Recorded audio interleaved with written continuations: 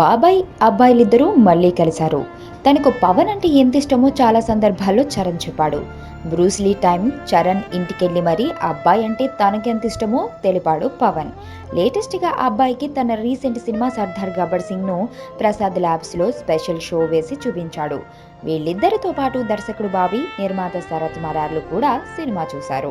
ఇప్పటికే తన సినిమాల్లో పవన్ తన సినిమాలో చిరు స్టెప్ను, బ్రూస్లీ బాబాయ్ అంటూ డైలాగ్ను వాడుకున్న నేపథ్యంలో ఇప్పుడు ఇలా బాబాయ్ తన సినిమా కూడా అబ్బాయికి స్పెషల్ షో వేసి చూపించడం మెగా ఫ్యాన్స్లో ఆనందాన్ని నింపుతుంది.